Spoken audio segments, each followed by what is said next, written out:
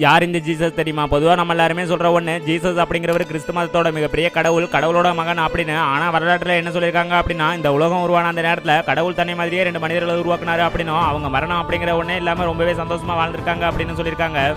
அதுக்கு முன்னாடி யாருக்கெல்லாம் கடவுள் நம்பிக்கை இருக்கோ அவங்க எல்லாரும் லைக் பண்ணுங்க. அதோட ஜீசஸ் திரும்பவும் மனிதனா பிறந்தா எப்படி இருக்கும் அப்படிங்கிறத கமெண்ட்ல சொல்லுங்க. இதெல்லாம் இருக்க அந்த 2 பேரும் கடவுளோட வார்த்தையை மீறி அங்கிருந்த ஒரு பழத்தை பிடுங்கி சாப்பிட்டதால அவங்களுக்கு ஒரு சாபமும் கிடைச்சிருந்திருக்கு. அதோட பாவமும் பண்ண ஆரம்பிச்சிருந்திருக்காங்க. அதுக்கப்புறம் தான் மனிதனம் அப்படிங்கிற உடனே இந்த உலகம் ஃபுல்லா உருவாகி பல பாவங்களாலையும் ஆசைகளாலையும் நிறைஞ்சிருந்திருக்கு. அப்பதான் கடவுள் இயேசு அப்படிங்கிற ஒரு மனித குழந்தைய அவதாரம் எடுத்து மக்களோட பாவங்களை தன்னோட பாவமா ஏத்துக்கிட்டு பாவ மன்னிப்பும் கொடுத்துருந்திருக்காரு. உடனே அப்ப இருந்த ஒரு அரசர், நீ சொல்றதெல்லாம் போய் அப்படின்னு சொல்லி அவர் சிலுவையில அரைஞ்சு கஷ்டப்பட்டு இருந்திருக்காங்க. அதோட தான் சிலுவையில் இறந்ததுக்கு அப்புறம் 3வது நாள் தான் ஒரு கடவுள் அப்படிங்கிறத நிரூபிக்கிற விதமா திரும்பவும் உயிரோட பூமிக்கு வந்திருக்காரு. இப்படிப்பட்ட உன்னை பத்தி பழங்காலத்துல இருந்து என்ன சொல்லியிருக்காங்க அப்படின்னா, இயேசு அப்படிங்கிற ஒரு மனிதனோட பாவங்களை தீர்க்கிறதுக்காக பூமியில அவதரித்த ஒரு கடவுள் அப்படின்னும், கடவுளோட அவதாரமா பூமியில வாழ்ந்தாரு அப்படின்னு சொல்லியிருக்காங்க.